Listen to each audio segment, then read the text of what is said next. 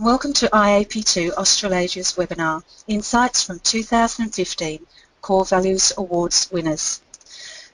My name is Kathy Moses and I will be the moderator for today's webinar. Before we get started, I'd like to go over a few items so you know how to participate in today's event. We have taken a screenshot of an example of the attendee interface. You should see something that looks like this on your computer desktop in the upper right corner. You're listening in using your computer's speaker system by default. If you would prefer to listen using your phone, select telephone in the audio pane and the dial-in information will be displayed. Please dial in and follow the prompts to connect to the telephone audio. This should take less than a minute. During each of today's presentations, you will be able to submit text questions to each presenter. Just type your question into the questions pane on the right of the control panel and press enter. The questions will then be answered during the Q&A session at the end of each presentation or outside of the webinar if we run out of time. Handouts are available to be downloaded in the Handout tab. This includes the Core Values Awards entrance kit for 2016. I would now like to introduce Peter Middleton, representing the Tasmania Fire Service, winner of the Emergency Services Award.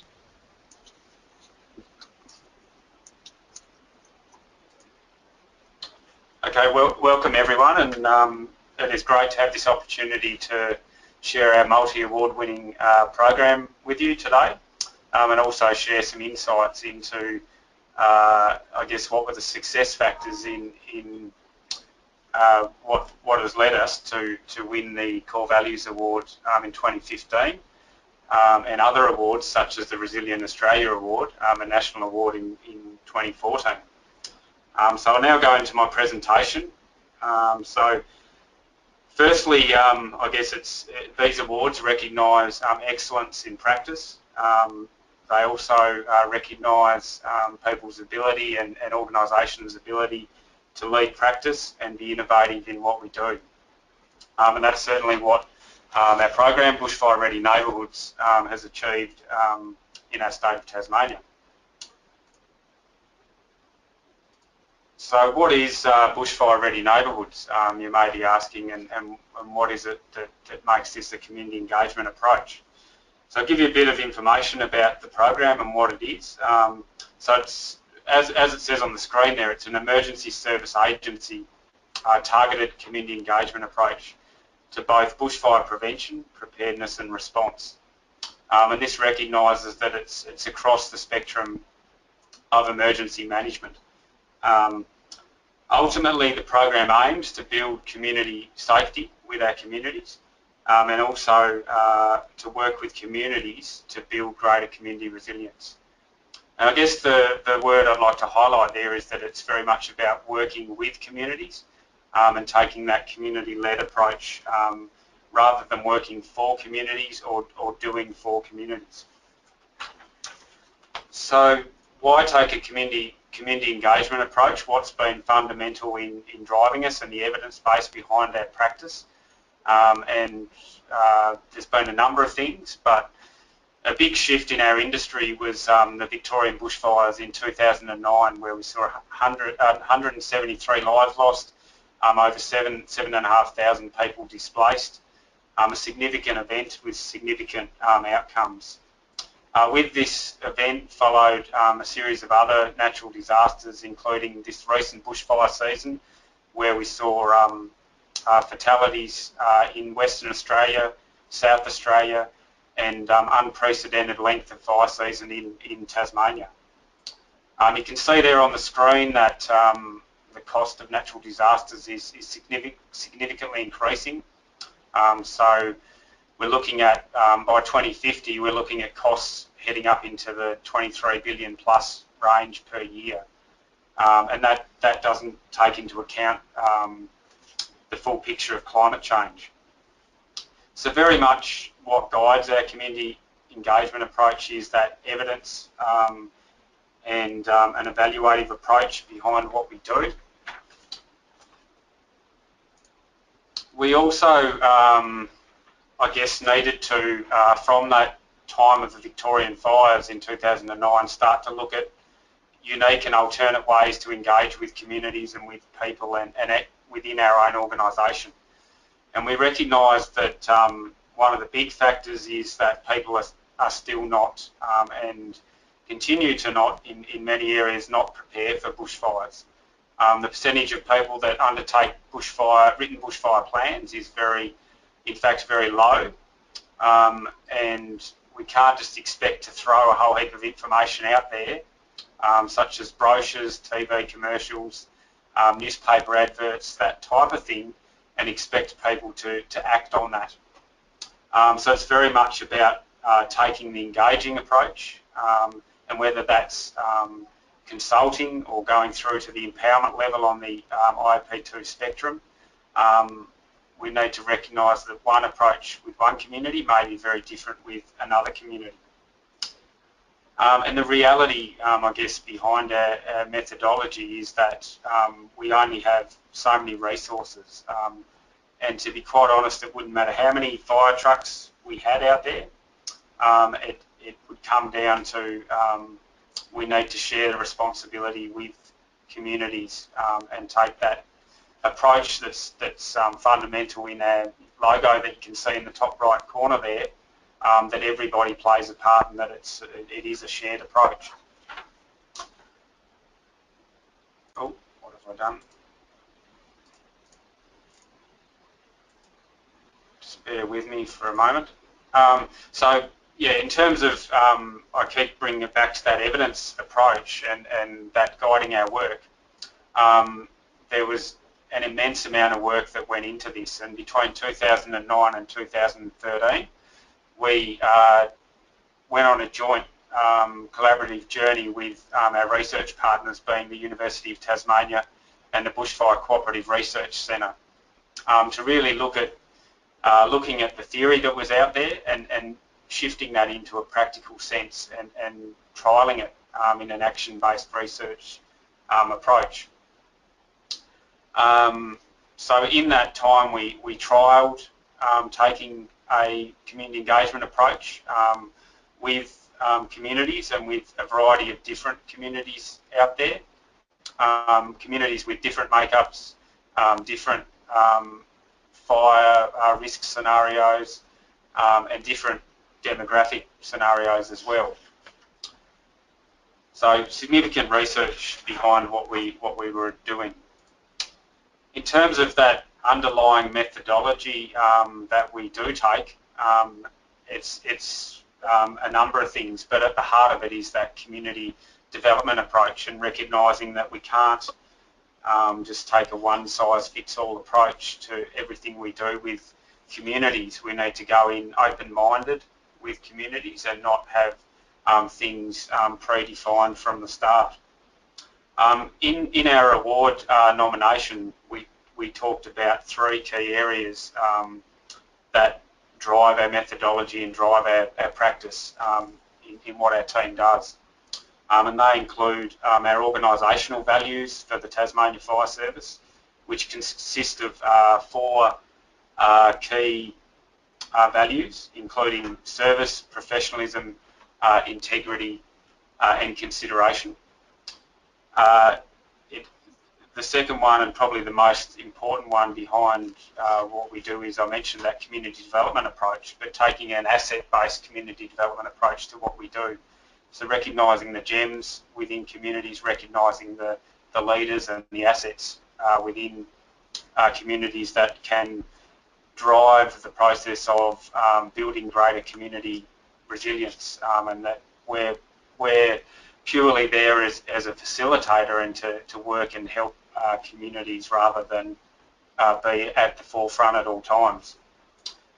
Thirdly, we talk about in our successful application, we talked about the importance of meaningful relationships and building trust and strong social capital.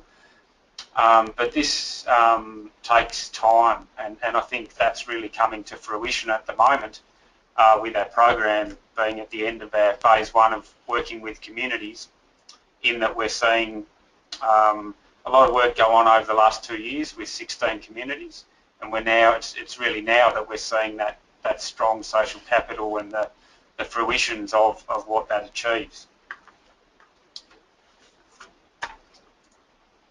In terms of some other key things to our application and the success of that, included clear planning, project planning philosophies and principles with what we do, and having a clear selection process that communities have had input on, and our internal stakeholders to how we identify the communities we can work with. So as you can imagine, with our state of Tasmania, there's quite a large number of communities that are at bushfire risk. There's close to over 700 communities. So a large list and quite a daunting list to look at when you first look at that. But when you start to drill down into that and develop some key criteria for drilling into that, such as what communities have one-way in roads and one-way out roads, what communities have existing community groups in place already, what internal Tasmania Fire Service capacity do we have already in some of those communities, what local government capacity is there, and a whole series of other things. It assists us to drill down and identify appropriate communities with the community's agreement to come down to a list of essentially 16 communities that we've worked with over the last 2 years. So essentially good project planning has been a key part of it, and ground truthing that project planning. So getting out on the ground and physically actually testing it, talking with people and taking the time to build strong relationships. So I mentioned that we've had 16 communities in that period, but we've gone well above the 16. In fact, in this last 2-year period, we've worked with in excess of 35 communities in a targeted way, but also recognising what our capacity is to do that. So certainly we haven't been able to meet all requests or all everything in that space, but we have been able to assist others, but do so in a targeted way. So in terms of our application again, and what have been those guiding principles, I mentioned earlier the IAP2 spectrum, and at a sort of national level in emergency management, the Attorney General's Department has sort of played with this a little bit and taken this on, and this is sort of what guides our practice. And I mention guides because some people do debate that you can go from information to empowerment, and you may be able to do that, and that we certainly see that occur, but we also see that one community, it may be appropriate to just have an information delivery stream of community engagement, whereas another, it may be about that collaboration approach. So the challenges that our program has seen, and there certainly has been challenges, but and there continues to be challenges with what we do. But I guess what I'd like to highlight is that we try to focus on the solutions to these challenges and try to drive these solutions with what we do. With these challenges that I'm talking about, I've just highlighted some of the I guess, fundamental ones here for us, and one of those has been the organisational structure and the traditional top-down approach to the way of doing things, so the hierarchical nature of a fire response agency. So flipping that on its head and taking a grassroots approach is a very challenging thing for some people in our organisation, but it's for our staff, our team, it's very much about trying to bring those people on the journey and offer opportunities for them to be involved, and recognising that, yeah, we're not going to change the world overnight with this stuff, and that it's a long-term cultural shift. We also need to recognise community expectations around bushfire risk, and that varies hugely, with some people regarding themselves not to be at risk, but they actually may be significant risk. There's the geography and economic issues, so there may be isolation issues with how we engage with communities, how they may engage with us. And there's the identification and connecting with those hard to reach groups. So that could be, once again, people that are isolated, could be people with mobility issues, people with particular disabilities, could be young families, a whole number of things, and we need to look, we have looked at and continue to look at unique ways to link in with those groups. So we've worked hard with neighbourhood houses, we've worked hard with different community groups such as Neighbourhood Watch, and looked at those innovative ways to connect with communities and take a solutions-based approach.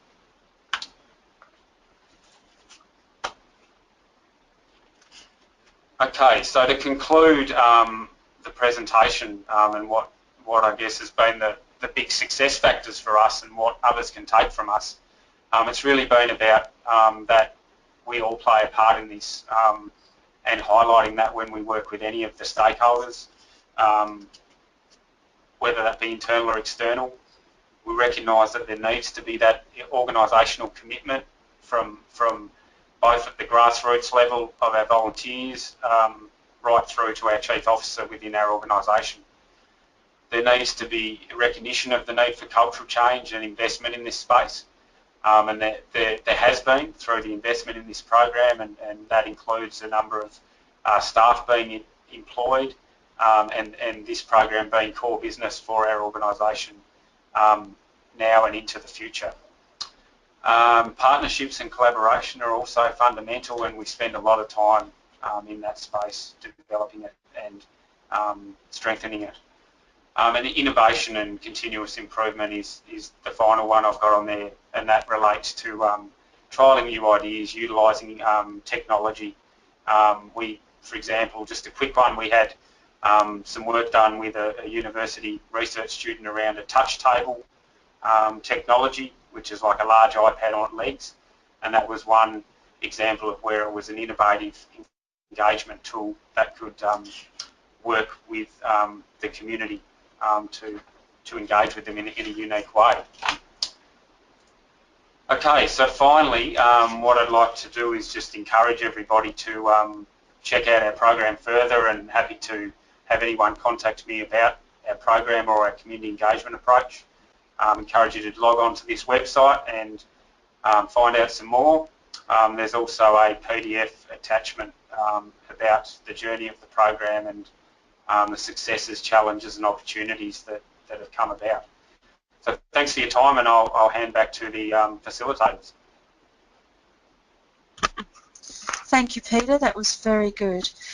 We do have a couple of questions, and if we can start with Claire's, who's asked, when referring to communities, do you also include other key stakeholders that you collaborate with, such as local and state government agencies?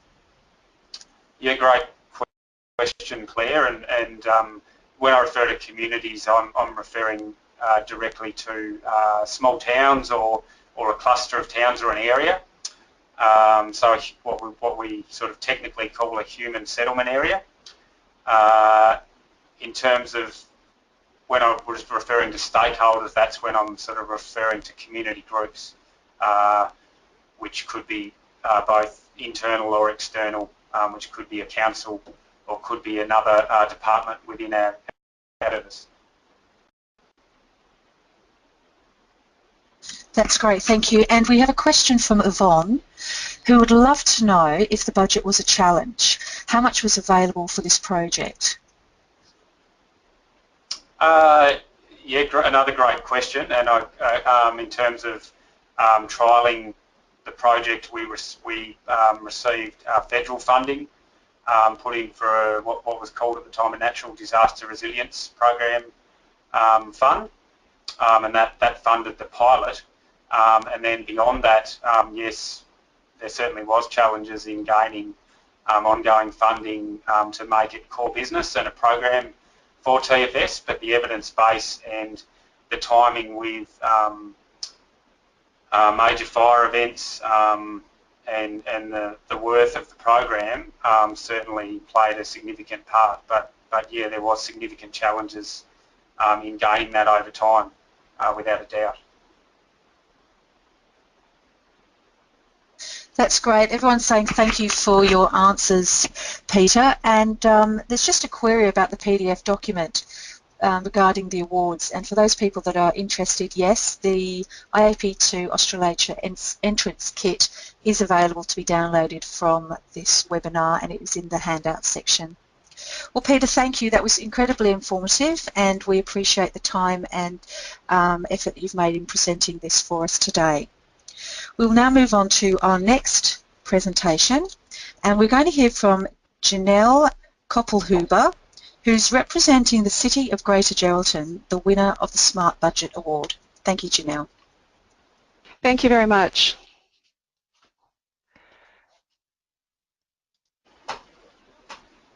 Okay. All right. Thanks very much, IAP2, for giving me the opportunity to make a presentation today on our little community summit we had almost a year ago. Before I begin my presentation, I just wanted to say that I've got a poll that I'd like to run in the background. And my question is to what extent do you believe your organization would let the public or community determine the services it provides? And there's 4 answers to choose from, either highly likely, likely, not likely, or never. So I will begin. The community summit that we had is about balancing community wants and needs with their ability to pay for them. So the City of Greater Geraldton, like other local governments in WA, is facing the difficult challenge of achieving financial sustainability in an environment of reduced funding, escalating costs, and increasing community expectation. We must find the balance between the needs and aspirations of our community and their ability and willingness to pay for them. 12 months ago, the city's budget forecast an operating loss from ordinary activities of almost $7 million. So based on our long-term financial plan, which incorporated annual rate rises of about 5.2%, meant we weren't going to get into a break-even position until 2022. So essentially, that means many of our community needs and aspirations aren't going to be delivered in the short term, and we needed to make some really difficult choices about which services we were going to continue to provide and which ones must be reduced or stopped altogether. In coming up with solutions to these challenges, the City has long recognized that the best solutions are those made collaboratively between City, Council, staff, and the community, utilizing the principles of engagement and deliberative democracy. Since 2010, the City has initiated a number of leading practice community engagement processes to facilitate community input into Council decision-making. The most recent initiatives were participatory budgeting community panels held in 2013 and 2014. Under the banner of #Changes CGG Community, the City worked with 2 citizen juries to develop the 10-year capital works plan and to review our range and level of services. This included making recommendations on either increasing, decreasing, or maintaining the level of service. Although the work of both community panels has been providing staff with a more focused approach to progressing capital works and service provision, the changes in our external environment that I just mentioned meant we needed to review our services once again. So in March, we held the 2-part community summit. So the community summit process was designed to provide an opportunity for the community to have informed and considered input into the range of non-mandatory services we provide. This would give City and Council a better understanding of which services the community values most and should continue to provide. The principles of our summit were really quite straightforward. All 98 non-mandatory services had to be included. The whole cost of each service needed to be considered, including the cost of staff to provide the service. The cost of the service couldn't be changed as this was difficult and a different issue that related to the level of service. However, we did give participants the opportunity to provide us with comments and recommendations about the services. Participants were only given $6 million in their budget. That was about 2.5 less of the total cost to provide all the non-mandatory services, and this was done so they had to force prioritization. So who was in the room To ensure we had input from a broad and representative group, we invited participation from 4 groups of people, and 93 people took part in the summit. There were 48 self-selecting residents, and yes, there were quite a few of our vocal minorities in that group. 18 randomly selected participants who demographically represented our broader community, and they were recruited by an independent third party. We had 11 previous community panel members, and we had 16 invited stakeholders. Now, these were organizations that the city partners with, such as other tiers of government, NGOs, community groups, and the business sector. We invited them to participate in recognition of their understanding of the specific needs of various sectors within the community. In order to participate, you had to attend both parts of the summit to ensure the priority list was developed through deliberation with fellow participants. So what was our process? At the first workshop, participants were presented with all the background information and context for our predicament. We also demonstrated how to use an online budgeting software called ParticiBudget. To help them in their deliberations, we also gave them key strategic documents for background reading, a booklet with descriptions of all the non-mandatory services, a spreadsheet detailing the revenue, expense, and net impact of these services, a community-based assessment criteria that was developed by the Range and Level of Services Community Panel, a ready reckoner to assist in calculating the impact of services on rates, and a secure login to ParticiBudget. They were then given 10 days to study the service descriptions and costs and to make their preliminary decisions regarding which services they wanted to fund or not in participatory budget before attending Part 2 of the summit. Our software. So what is ParticiBudget? Although we've been using an online community engagement platform that did have a budgeting tool, we found it didn't meet our needs, so we had to develop our own software in-house and called it ParticiBudget. In ParticiBudget, each of the 98 services included a short description and net cost, just like in the booklet. Participants had to choose to either fund or not fund each service, which made it impossible for a service to be missed. They weren't able to change the cost of the service or spend more money available in the budget. The software wouldn't allow it. And participants could leave comments or ask questions about each of the services. So the second workshop offered participants a full day of deliberations with each other in small groups, the opportunity to seek further information about services from the executive team, managers, and each other before making their final decisions. The workshop began with the list of preliminary service choices being revealed to the group, so they could see which services were valued most and which ones fell below the $6 million cutoff. During the workshop, participants had opportunities to make any changes they wanted in their service selections or comments in ParticiBudget. They also had a chance to present a final argument on a service of their choice to the whole group in a soapbox session. Lastly, they were given the opportunity to submit recommendations not related to the non-mandatory services for the City and Council to consider. Many participants believed they knew how we could save money and wanted to tell us, so we gave them the chance. To ensure participants had time to think about all they had heard during the day, the software was kept open for 48 hours, allowing people to make any further changes. So this is what our result was. This is the first page of our priority list of non-mandatory services, well, at least the top 13. Interestingly enough, parking operations ranked number 1, which was most likely due to the fact that the service was $200,000 last year. And by agreeing to fund the service, participants increased their $6 million budget by an additional $200,000, meaning they had more funding available to fund other services. It's also worth mentioning that we received more than 100 pages of comments, questions, statements, suggestions, and general feedback regarding services submitted via ParticiBudget.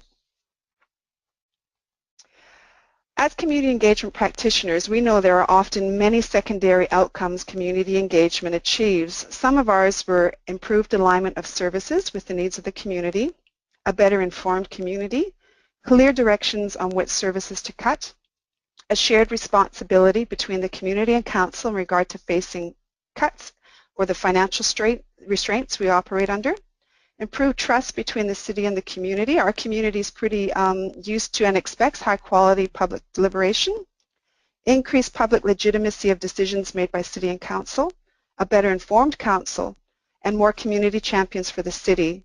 We also had an unprecedented level of staff involvement in the summit from across the entire organization. The summit wouldn't have been possible without the support of the executive management team, the assistance from managers who provided the information on the non-mandatory services, and their time during the summit to answer questions. There were also a large number of staff who helped organize and deliver the workshops, providing admin support, venue setup, table facilitation, catering, and so forth. It wouldn't be engagement if there weren't challenges and risks.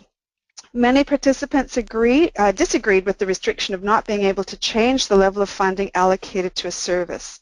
Although we considered this during the design of the summit, we knew discussions around funding levels for services could not be managed in a two-part workshop, and it would have compromised the objective of developing a priority list of services. Also, in many cases, a reduction in the level of funding wouldn't have been possible. For example, you can't provide 50% of a Wi-Fi service. At the first workshop, some participants said they wanted the option to pay more rates to keep services. We responded by giving them the opportunity to tell us which services they were. We also hadn't expected how threatened staff felt by the process itself. It was unnerving for some staff to know community members were making recommendations about reducing or stopping a service they provide. We learned this during the community panel process. So to reassure staff, we extended an EOI for staff to assist in the delivery of the summit, and the CEO sent out regular staff newsletters explaining the progress of the summit. Staff were also given the same opportunity to prioritize services on Partici budget. And finally, the weather caused us grief. Cyclone Olwen forced us to postpone the second workshop only 24 hours before it was scheduled to begin. We now add inclement weather to risk registers. A formal review at the dreaded participant survey. To enable us to improve our engagement processes, we always conduct pre- and post-workshop surveys. Some of our survey results for the summit showed that although 29% of participants were unsure or couldn't say how the summit would go at the onset, by the end, more than 78% thought the summit went quite well or very well. Also, the number of participants who had a better understanding of services provided by the city had increased overall as a result of participating in the summit. So what were our results? If you were wondering if we've been able to find the 6.8 or almost 7 million in savings, the answer is no. However, the development of Council's 2015-16 budget was greatly informed by the results of both community panels and the community summit. Councillors actually looked at the priority list when making decisions about funding levels for some services or to stop providing a service altogether. Thanks to the more than 6,500 hours community panelists and summit deliberations, 1.1 million in efficiencies and savings were identified. The summit process also helped us better align our services with the community's willingness to pay, which resulted in 47 positions being made redundant. 21 services have been stopped altogether and 7 have been greatly reduced. I'd just like to add that in Geraldton we're very lucky. We have a council that understands and appreciates the high value of community engagement and continually utilizes these results and the results of these activities to inform their decision making. And that's it. I'd be curious to know what our poll results were. Yeah, thank you, Janelle. We have got, so if I just read out the question that you posted then, it was, to what extent do you believe your organisation would let the public determine the services provided? And we had the results highly likely, it was 13%, likely 20%, 53% not likely, and 13% never. Interesting. It is interesting because all of the participatory budgeting activities that we've done, we couldn't have done without council endorsing or giving us an indication as to what they were going to do with our results. And we were lucky our council said they would look at our results and implement them to the best of their ability. That's great. Janelle, we'll just move on to some questions. We do have quite a few. So we might just start with Catherine, who would like to know, how did you provide the background information in a format that helped them to understand the full scope of each service without overwhelming or confusing participants? That was tricky. We gave our managers the task of defining their service in 150 words or less. Now, for some people, that was entirely too much information. For others, it wasn't enough. So we knew by giving them the opportunity to ask questions on the second day of the summit, those who needed more information would get the information they needed. Hopefully that answers the question. Okay, and then Vivian would like to know, did anyone oppose the final decision?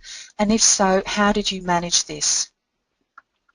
Well, interestingly enough, one of our services, which was verge side collection, it didn't rank very high. It was number 37 on the list, and there were recommendations to stop it. So we decided to stop it. And the community kickback on that has been horrendous. So we are re-examining whether or not we should be reinstating that service. So many of the services that have been cut, once the community expects to find those services or goes to find those services and find out that they've been cut, they will let us know, and in some cases they are letting us know that they're not happy. Okay, great, thank you. And then Simone, who'd like to know, how long did it take from initial planning to the delivery of the Community Summit? We began planning right after Christmas when we got back to work, and we delivered the first part of the summit on March 14, so roughly 2 months. And the biggest part of that work was getting the service descriptions for the non-mandatory services, and there were 98 of them. That's quite a lot. So it was a lot of work. It was a full-time job in those 2.5 months, just for me organizing and trying to do that. Yvonne would like to know, what was the age demographic of participants? We had, our youngest participant was a 15-year-old and our oldest was a 92-year-old. Wow. Okay, Bernadette is asking, how did you balance the loudest voice in the room, and were there any difficulties in facilitating? We had a lot of our self-selectors are quite vocal, so we put them all on one table and gave them a really experienced table facilitator and gave them rules that they had to follow.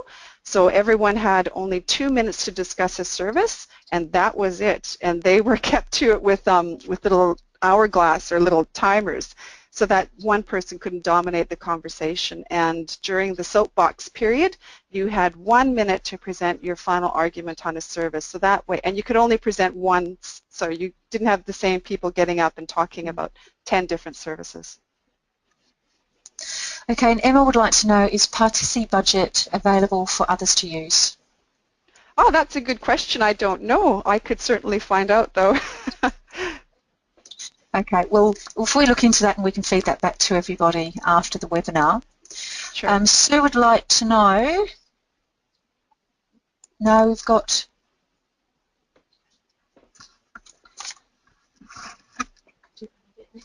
sorry, Bernadette would like to know, how did the 47 redundancies affect the community as a whole? It's hard to gauge. I mean, we hear people are thrilled that council has gotten rid of positions and we're streamlining, and then you hear other people saying, oh my God, I can't believe they're not providing that service anymore. What's happening to our community? So my educated guess in this space, because I do have my feelers out in the community as the community engagement coordinator, is that it's mixed. Great. Okay, and Janelle, our last question was from Kate asking, was it a challenge to get councillors on board in the first place, or did they spearhead it? Councillors did not spearhead this. This came from our executive. We really needed to know, we really needed a priority list of our non-mandatory services. I mean, there was talk about just cutting all our non-mandatory services. So that stuff like, you know, we provide our theatre, we provide a senior centre, we provide an indoor swimming pool, you know, that's community development, of just cutting all those services. And we said that's just not possible. So our exec needed to know what services the community values most, so that when it came time to streamline or stop services or reduce, we had a good idea. No one in the community was keen to see services get reduced. In fact, a lot of people at the summit complained, and said they found it very difficult to prioritize because they felt all the services were important. Okay, Janelle, I've been told we have time for one more question, and this is coming from Tom, and he says, if yes, could participants add or suggest new services? No, they couldn't at that stage. Because we were looking at reducing our services, to introduce new services would have defeated the purpose. So we didn't give them that option. I'm sure if someone had mentioned it at the time, we would have considered it, but it wasn't mentioned at the time either, so it wasn't included. Great. Thank you very much, Janelle. Thank you. Really appreciate your presentation, and thank you to all the people that have posted questions today. We'd like to now move on to our final presenters. Thanks, Janelle. Our final presenters, which are Tom Boyle and Greg Giles, representing Lake Macquarie Council, the winner of the Environmental Award.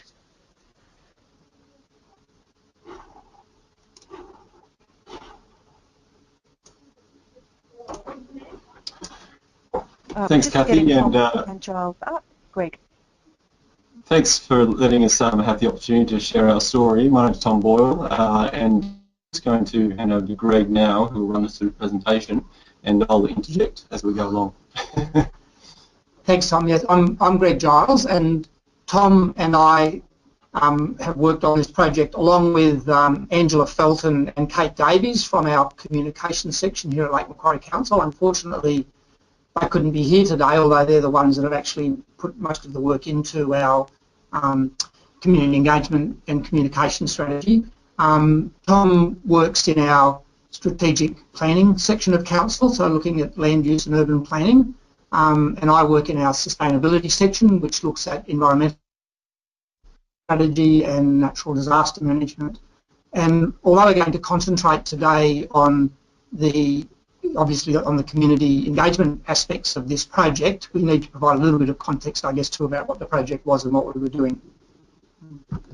So first of all, just where we are. So Lake Macquarie City is a large local government area with a population of 200,000. We incorporate the southern suburbs of Newcastle and run down to the beginnings of the Central Coast.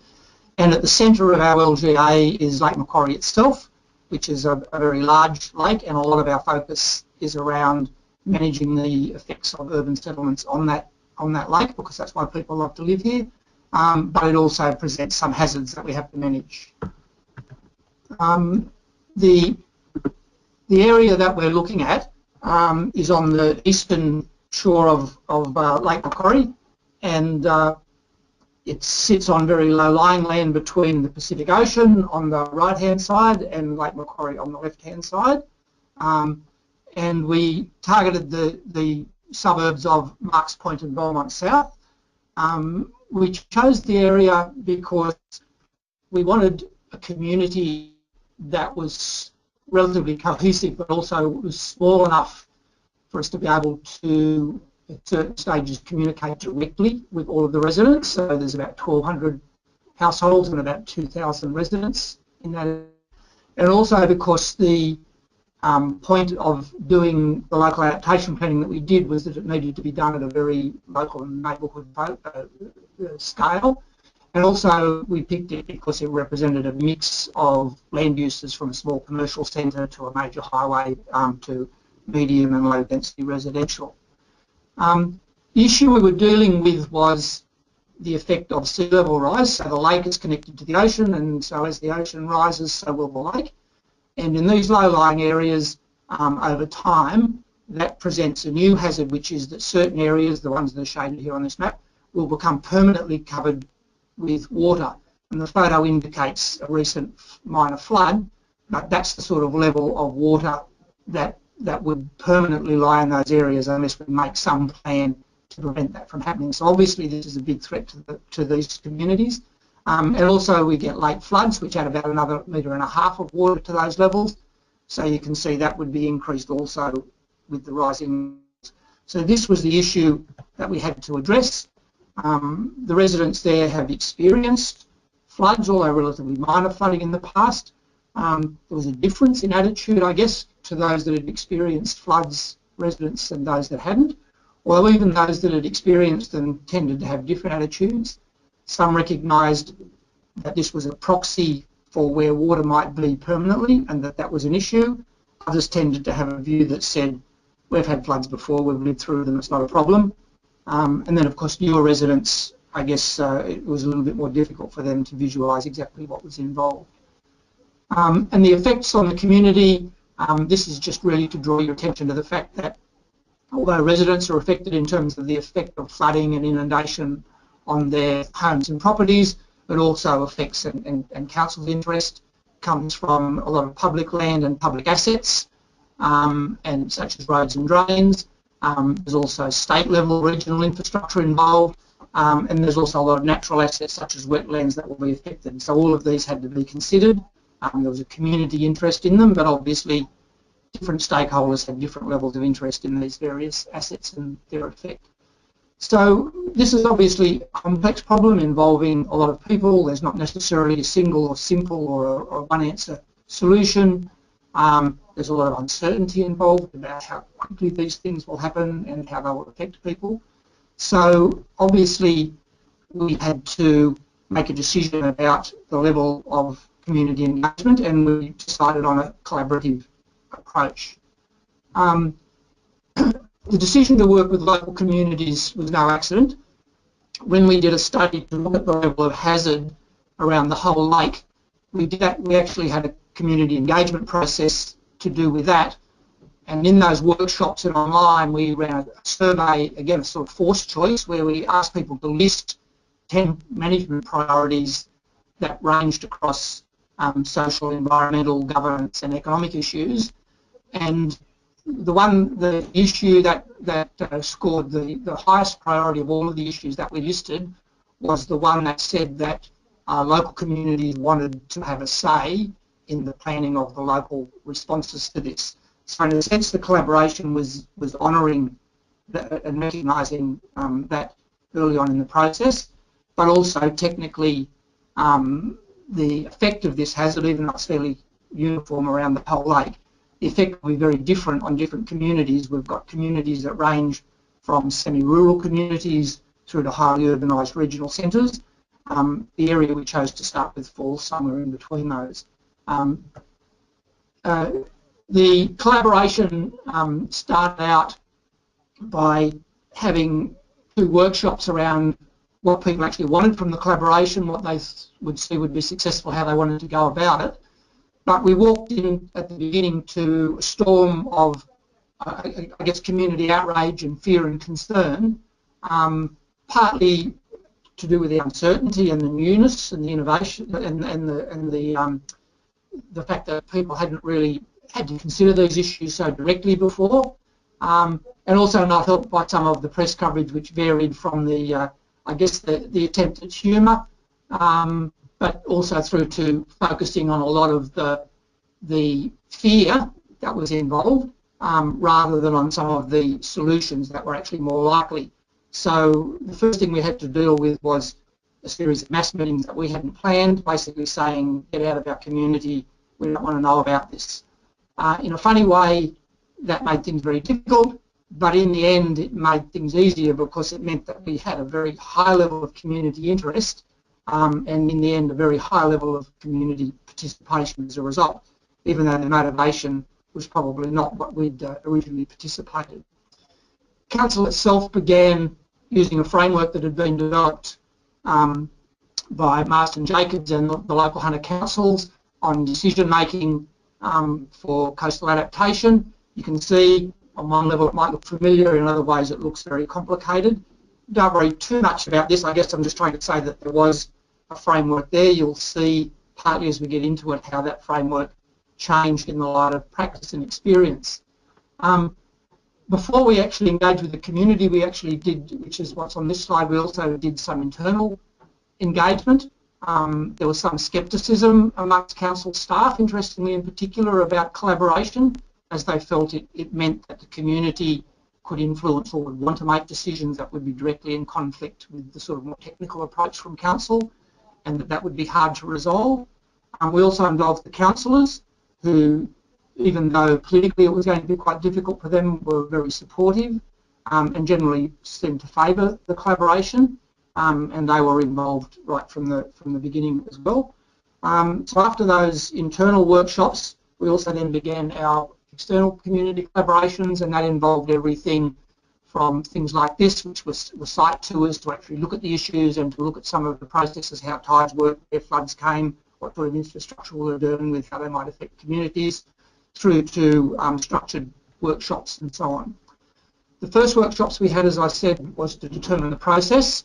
And if you go back, if you remember, to that big, this slide here about what we thought we would do, we ended up with a fairly simplified system that was agreed to by the community in terms of the approach, which was really to come to some agreement about the principles that we involved in the project and how we would go about it, to then identify all of the options to deal with the hazards, to then go through a process with the community of assessing the options and putting them into a draft plan, and then to go through a process of actually reviewing with council and the community and adopting the plan itself. So not rocket science, I guess, but filling in those gaps about how we did that and who we did it with, I guess gave us and the community some confidence that we had agreed on a process. So that's really got us to the stage where the community has co-designed the engagement process, and we now start the community collaboration itself. So I've already worked through that with staff and councillors, and we're now working with the community in this pilot area at Marks Point and Belmont South.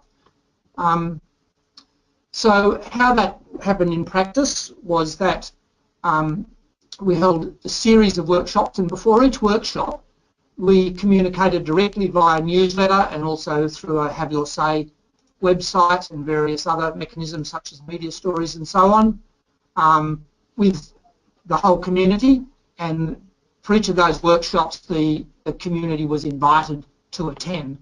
In effect, we got about a core of about 30 to 50 people who tended to come to those things fairly regularly, but the opportunity was there for that open invitation. People knew what was going to be discussed, and the newsletter also reported on what had been decided or where we'd got to in previous workshops.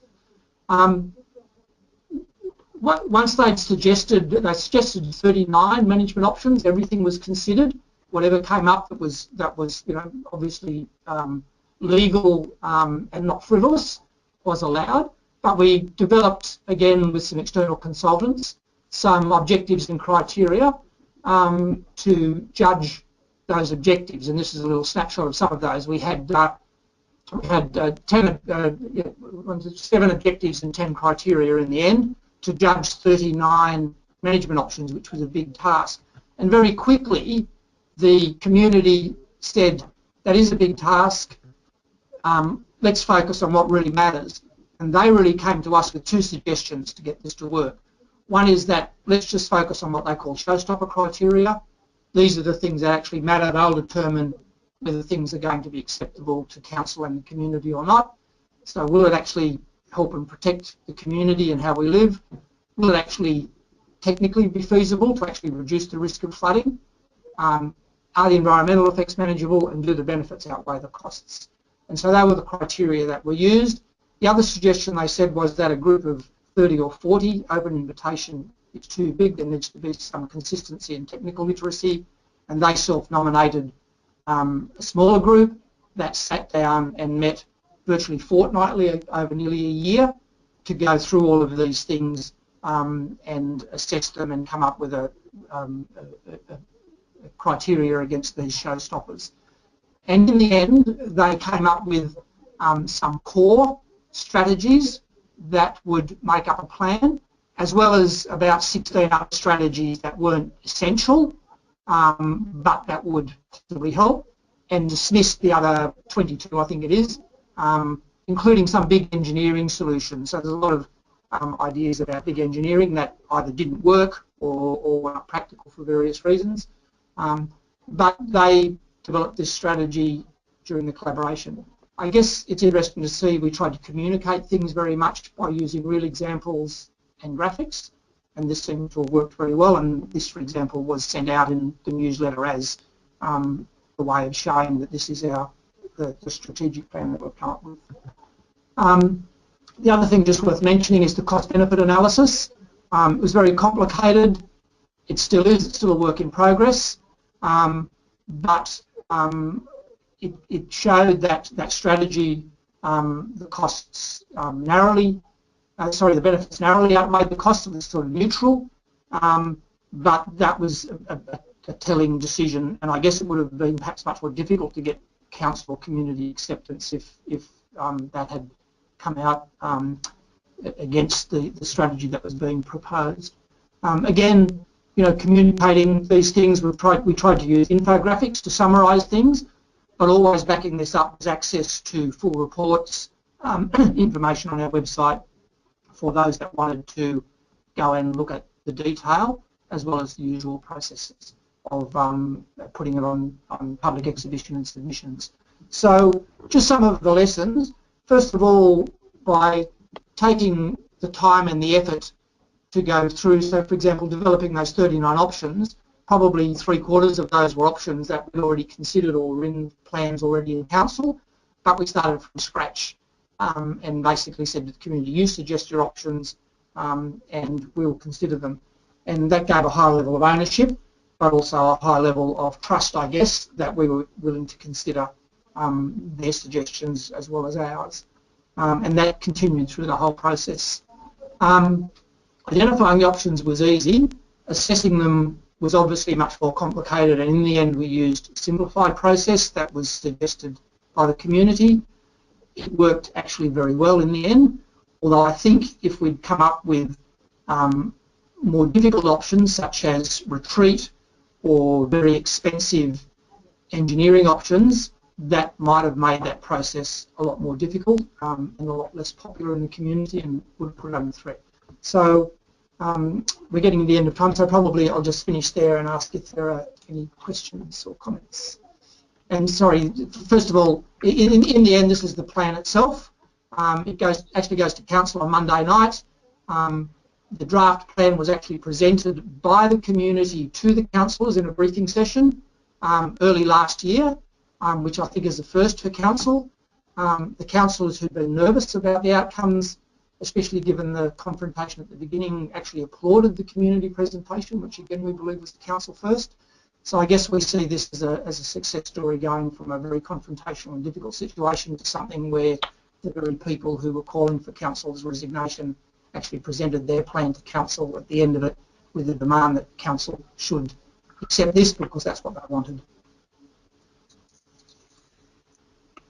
Great, that's great, Greg. We've got a couple of questions here. Simone's asking, did you meet or exceed the budget for this project? We had a high-level commitment from council itself, but we also accessed funds through state government flood and estuary management funds, which is shared funding, either dollar for dollar or one for two. It was a pilot program, so we invested a lot and it took a long time. The overall budget was probably somewhere upwards of over $300,000 if we look at it including external facilitators and so on over about a 3-year period. But that was a big commitment by council and helped by that other funding. I doubt whether we'll be able to repeat that, but hopefully the future ones, now we've done this pilot, will be quicker and cheaper. And Sue would like to know how many staff were actively involved and over what time frame? Yes, so as I said, it really ran from our initial workshops to plan and get agreement on the collaboration process through to the end. I guess 3 years really for the intense part of it. There was 3 staff involved in council on that project team, and there was reference groups obviously wider than that and expertise that got called in. All of those staff had part-time commitments, but probably working 2 or 3 days a week on that for a lot of the time. And we also had an external facilitator who was a communications and community collaboration specialist who facilitated the workshops and advised us on workshop design and so on.